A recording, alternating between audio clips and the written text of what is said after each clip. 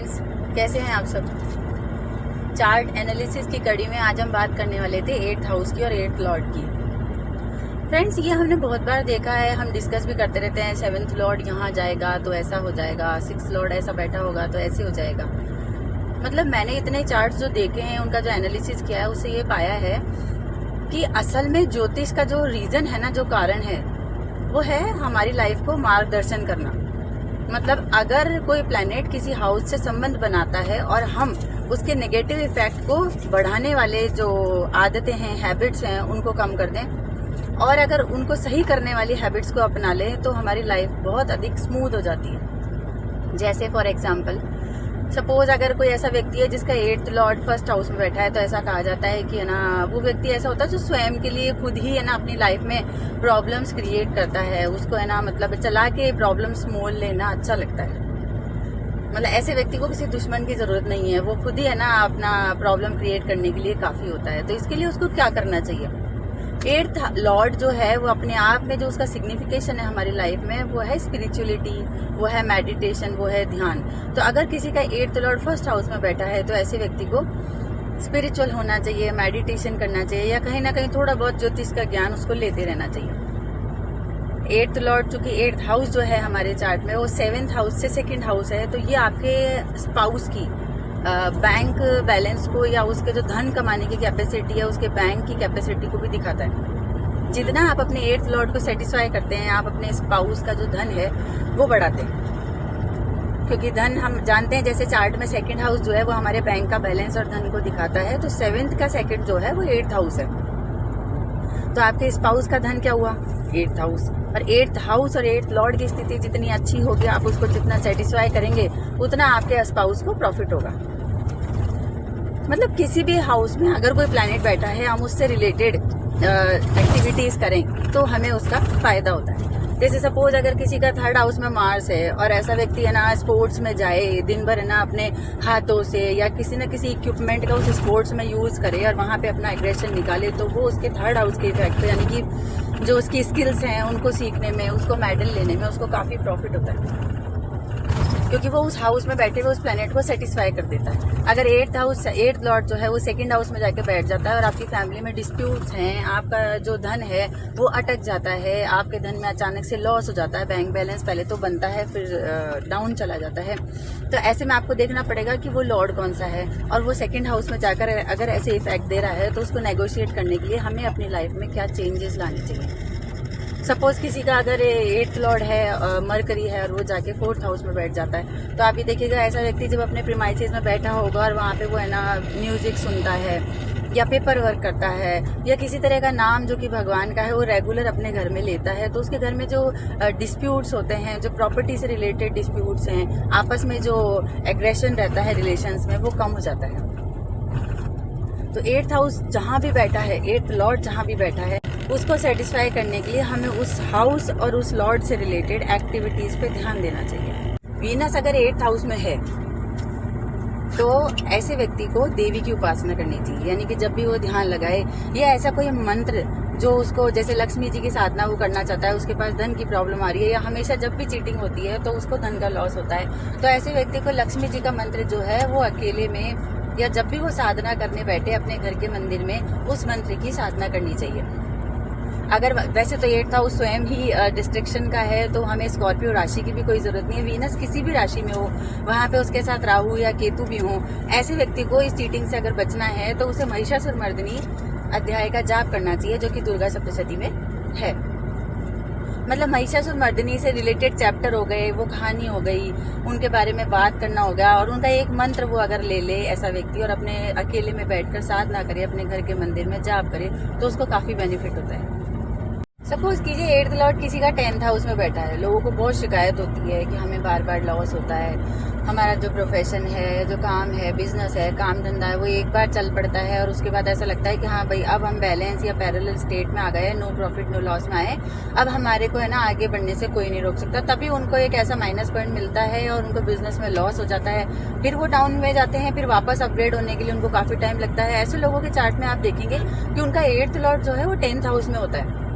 Suppose अगर किसी का जुपिटर 8th लॉर्ड है, सपोज एक एग्जांपल लेते हैं, जुपिटर जाके 10th हाउस में बैठ जाता है, तो हमारी लाइफ में हमें इसे मार्गदर्शन लेके क्या अपनाना चाहिए, हमें ये अपनाना चाहिए कि हमें जब भी प्रोफेशन करें, काम करें, तो उसके अंदर हमें प्रोफेशनल एटीट्यूड रखना चाहिए। वहाँ हमारा जो पर्सनल एटीट्यूड है उससे हमारा कोई लेना देना नहीं है, क्योंकि वो हमारे कर्म के भाव में बैठा हुआ है। तो हमें कर्म करते हुए बहुत अधिक प्रैक्टिकल और बहुत अधिक बिजनेस माइंडेड होना चाहिए। काम वही करें जिसमें हमें प्रॉफिट दिखाई दे या हमारा बिजनेस एथिक्स पूरे हो रहे हो। ये नहीं सोचना चाहिए कि हाँ सामने वाला इंसान अच्छा है, ये काम ठीक है, बहुत अच्छी बातें कर लेते हैं। वहाँ ऐसा व्यक्ति क्या, वो 8th लॉर्ड आपको नुकसान करता है, क्योंकि आपने उसके जो एट्रीब्यूट्स हैं वो अपनी लाइफ में और बिजनेस की चीज सीखने में या बिजनेस करने में उनका पालन नहीं किया। सपोज अगर किसी का सैटर्न 8th लॉर्ड हो जाता है और वो जाके 10th हाउस में बैठ जाता है, तो ऐसा व्यक्ति जो है अपने प्रोफेशन में पुरानी एथिक्स को या पुराने तरीके के जो बिजनेस होते हैं ना, वो ऐसे कहता है कि ऐसे ही बिजनेस चलते आए, देखो सब पुराने टाइम के लोग ऐसे ही काम कर रहे हैं, यही प्रोफेशनल तरीका है इन कामों को करने का। पर वहां पर जो साइन है उसके अनुसार अगर अपने बिजनेस करने की वो पद्धति अपनाता है तो उसको प्रॉफिट होता है। सपोज किसी के 8th हाउस में वीनस मरकरी का कॉम्बिनेशन आ जाता है। वीनस मरकरी का कॉम्बिनेशन अपने आप में ही एक्स्ट्रा मैरिटल अफेयर्स को दिखाता है और 8th हाउस इस पे एक स्टैंप लगा रहा होता है। पर हाँ, इसमें डिफरेंस आ सकता है अगर उसका डिस्पोजिटर अच्छी जगह प्लेस हो, अच्छे प्लैनेट से। सपोज किसी के 8th हाउस में वीनस मरकरी का कॉम्बिनेशन आ जाता है। वीनस मरकरी का कॉम्बिनेशन अपने आप में ही एक्स्ट्रा मैरिटल अफेयर्स को दिखाता है और 8th हाउस इस पे एक स्टैंप लगा रहा होता है। पर हाँ, इसमें डिफरेंस आ सकता है अगर उसका डिस्पोजिटर अच्छी जगह प्लेस हो, अच्छे प्लैनेट से एसोसिएटेड हो या कंजंक्शन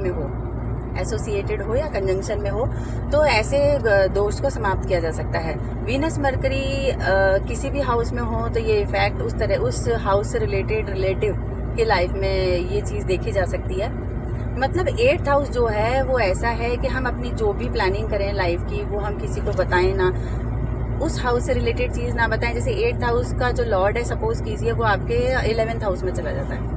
अब आप जो भी सोशल एक्टिविटी करने वाले हैं, गैदरिंग करने वाले हैं, कोई NGO खोलने वाले हैं, या आप अपने इनकम के लिए, प्रॉफिट के लिए जो भी काम करने वाले हैं, उसे समय से पहले आप डिस्क्लोज मत कीजिए। अगर आप वो डिस्क्लोज कर देते हैं तो आपको प्रॉफिट नहीं होता है, क्योंकि 8th लॉर्ड 11th हाउस से एसोसिएट हो गया है। वहां का प्रॉफिट लेने के लिए आपको उसे हिडन रखना पड़ेगा। आपने 8th हाउस के एट्रीब्यूट को, जो कि हिडन एट्रीब्यूट है, मतलब छुपाए रखना या रहस्यमयी चीज रखना, ये ही 8th हाउस की पहचान है। अगर आप ऐसा रखते हैं तो वो चीज सेटिस्फाई रहेगी। जैसे ही आप उसको उजागर करते हैं तो वो आपको वहां पे नुकसान देता है, समय से पहले उजागर करने पर। जैसे सपोज किसी का 8th हाउस में कोई प्लैनेट बैठा है, प्लैनेट बेनिफिक है, जैसे जुपिटर या वीनस है। सपोज हम एग्जांपल लेते हैं, अगर किसी का वीनस 8th हाउस में बैठा है, अब वो व्यक्ति क्या बोलेगा कि है ना मेरे साथ चीटिंग्स करती हैं, लेडीज अच्छी नहीं होती, लेडीज है ना बहुत ज्यादा फायदा उठाती हैं, आजकल लेडीज बहुत प्रैक्टिकल हो गई, ऐसी बातें आप उससे सुनोगे। क्यों? क्योंकि उसके 8th हाउस में वीनस है। वो आज तक लाइफ में, अगर उसकी एज 30-35 भी है, वो आज तक उस वीनस के जो सिग्निफिकेशंस हैं, जो उससे रिलेटेड लोग हैं, उनसे वो काफी चीटिंग खा चुका है अभी तक। अब उसको ये बात समझनी चाहिए कि अगर 8th हाउस में वीनस है, 8th हाउस जो कि स्वयं ही डिस्ट्रक्शन का हाउस है, जहाँ पे चीज खत्म होती है, लाइफ का अंत होता है, वहाँ 8th हाउस को माना गया।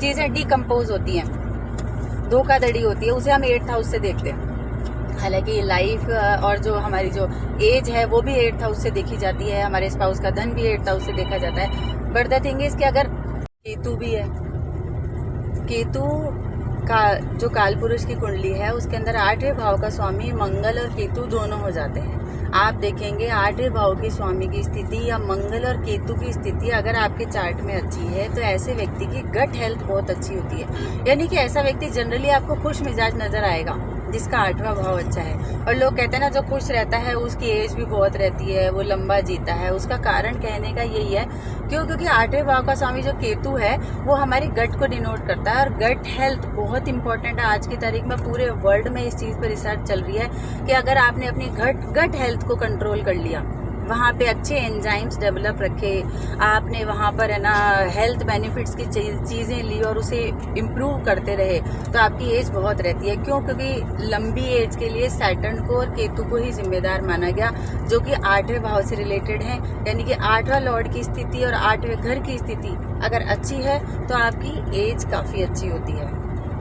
फ्रेंड्स, आई थिंक मैंने काफ़ी कुछ 8th हाउस पे क्लियर करने की कोशिश की है। अगर आप लोगों को अच्छा लगा हो तो please like my channel and subscribe please.